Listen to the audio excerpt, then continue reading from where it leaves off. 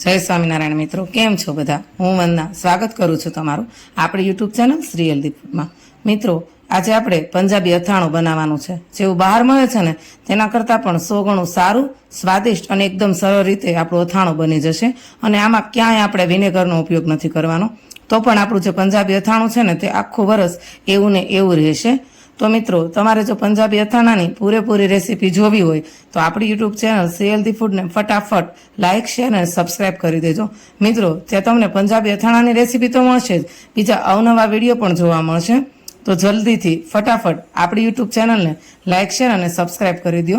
અને મિત્રો, વધુમાં વધુ આ ચેનલને શેર કરજો, જેથી કરીને સરળ, સાચી અને એકદમ ઇઝીલી બની જાય તેવી રેસીપીઓ તમને અને તમારા ફ્રેન્ડ બધા સુધી પહોંચી શકે.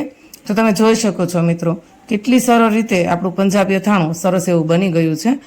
તો ચાલો મિત્રો, ફરી મળીએ આવા નવા વિડીયો અને રેસીપી સાથે. ત્યાં સુધી જય સ્વામિનારાયણ.